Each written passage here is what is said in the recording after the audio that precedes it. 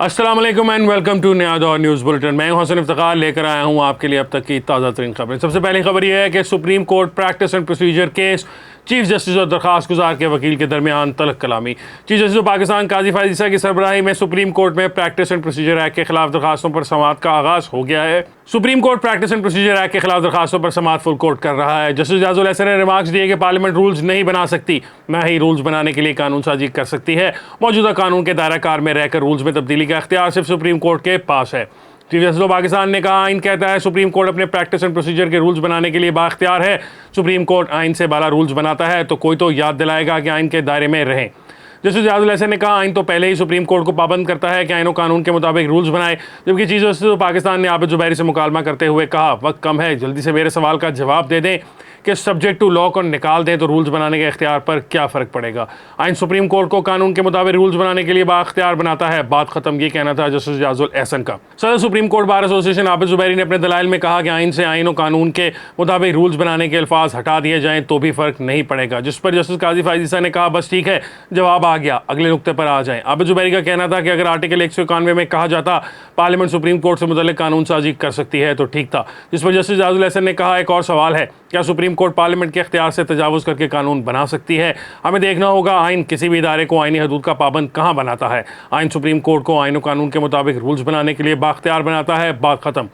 Justice जाजुल Ehsan ने कहा कि पार्लियामेंट ने सुप्रीम कोर्ट को रूल्स बनाने का इख्तियार दिया जो इसने इस्तेमाल किया। क्या इसके बाद कानून साजी से सुप्रीम कोर्ट रूल्स को बदला जा सकता है? आबिद जुबैरी ने कहा, जब सुप्रीम कोर्ट ने रूल्स बना लिए तो इन्हें कानून के जरिए नहीं बदला जा सकता। जिस पर जस्टिस काजी फायद ईसा ने कहा, आज समाअत मुकम्मल करना है, मैं वकला को सुनना चाहता हूँ। जज साहिबान अपने फैसले में जो लिखना चाहते हैं लिखें, हमारा लेवल इतना ना गिराएं कि न्यू जर्सी की अदालत के फैसलों को बतौर मिसाल पेश कर रहे हैं। अगली खबर यह है कि इमरान खान का अडयाला जेल का सेल छोटा होने का शिकवा, जज का दीवार तोड़कर कमरा बड़ा करने की हिदायत। साइफर केस में गिरफ्तार चेयरमैन पाकिस्तान तहरीक इंसाफ ने अडयाला जेल का सेल अटक जेल की निस्बत छोटा होने का शिकवा किया। जराये के मुताबिक आज साइफर केस की अडयाला जेल में समाअत के दौरान चेयरमैन पीटीआई इमरान खान और वाइस चेयरमैन शाह महमूद कुरैशी को अदालत से मुतसल जालियों वाले कमरे में लाया गया। जज अबुल हसन जुल्करनैन के हुक्म पर चेयरमैन पीटीआई और शाह महमूद कुरैशी को कमरा अदालत में बिठाया गया। चेयरमैन पीटीआई और शाह महमूद कुरैशी साथ साथ कुर्सियों पर कमरा अदालत में बैठे।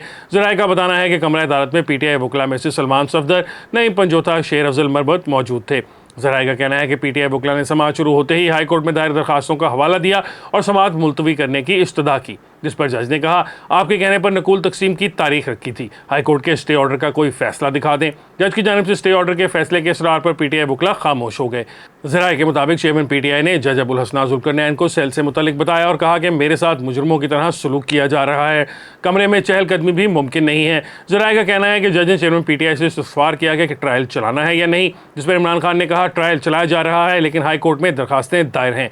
जराये का बताना है कि पुलिस एहलकार ने अदालत में बयान दिया कि चेयरमैन पीटीआई का अडयाला जेल में सेल अटक जेल की निस्बत छोटा है। जराये के मुताबिक शाह महमूद कुरैशी साइफर केस की समाअत के दौरान मुकम्मल खामोश रहे। इनका कहना था, गुज़िश्ता दिनों कमर में दर्द था, जेल हुकाम ने मैट्रेस मुहैया कर दिया है और कोई शिकायत नहीं है। जराये का यह भी कहना है कि चेयरमैन पीटीआई और शाह महमूद कुरैशी ने पहले चलान की नकूल वसूल की, फिर पीटीआई वकला की सरगोशी के बाद दोनों ने चलान वसूल करने से इनकार कर दिया। ताहम अदालत ने नकूल की कॉपीज मुलजमान में तकसीम कर दी। जराये का बताना है कि जज अबुल हसन जुल्करनैन ने चेयरमैन पीटीआई के सेल का दौरा भी किया और सुप्रीटेंडेंट जेल को सेल में तोसी करने की हिदायत भी की। जज अबुल हसन जुल्करनैन ने सुप्रीटेंडेंट जेल को हिदायत की कि चेयरमैन पीटीआई के सेल में कायम दीवार तोड़ दी जाए। दीवार टूटने से चेयरमैन पीटीआई का सेल तकरीबन 30 फुट से 50 फुट का हो जाएगा। सुप्रीटेंडेंट अडयाला जेल का कहना था, सीक्रेट अदालत के जज अबुल हसन की हिदायत पर जल्द अज जल्द सेल में कायम दीवार तोड़ देंगे और सेल को बड़ा कर देंगे। इसराइल हमास जंग, खाम तेल की कीमतों में अब इजाफा होने लगा। इसराइल हमास जंग के बाद खाम तेल की गिरती हुई कीमतों में अब इजाफा होना शुरू हो गया है। एशियाई मंडी में खाम तेल की कीमत में 4.7% तक इजाफा हो गया, जबकि दौरान ट्रेडिंग बरतानवी खाम तेल ब्रेंट खाम तेल की कीमत $86.65 फी बैरल तक पहुँच गई। इसके अलावा WTI की कीमत में 4.5% इजाफा हुआ है और WTI की कीमत फी बैरल $88.39 हो गई है। वाज़ेह है कि हफ्ता 7 अक्टूबर की सुबह गजा से इसराइल पर 7,000 रॉकेट फायर किए गए, जिसके बाद फ़लस्तीन और इसराइल में जंग छिड़ गई।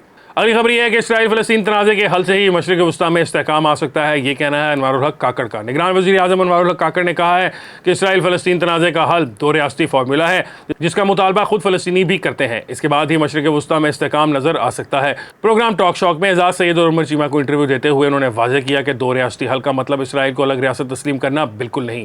इससे कबल निगरान वज़ीर ख़ारजा जलील अब्बास जिलानी का कहना था कि पाकिस्तान को मशरिक़ वस्ता में बढ़ती हुई कुशीदगी और मासूम जानों के ज़िया पर भी गहरी तशवीश है।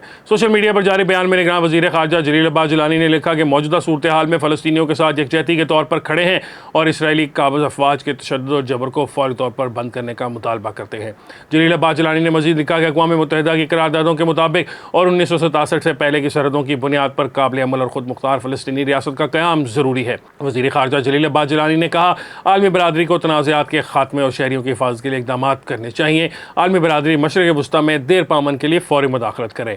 ख्याल रहे कि फ़लस्तीनी मज़ामत तहरीक हमास के इसराइल पर ज़मीन, समंदर और फ़ज़ा से किए गए हमलों में एक अफसर और 50 सिहोनी फ़ौजियों समेत 700 से ज़ायद इसराइली हलाक जबकि 2200 से ज़ायद ज़ख्मी और 100 से ज़ायद यरगमाल बना लिए गए हैं। फ़लस्तीनी वज़ारत सेहत के मुताबिक अब तक इसराइली हमलों में 78 ख़वातीन और 41 बच्चों समेत 413 फ़लस्तीनी शहीद हो गए हैं जबकि 121 फ़लस्तीनी बच्चों समेत 2300 से ज़ायद ज़ख्मी हुए हैं। अगली खबर यह है कि अमरीकी अखबार ने इसराइल पर हमले की तैयारी के लिए हमास को ईरानी मदद का दावा कर दिया।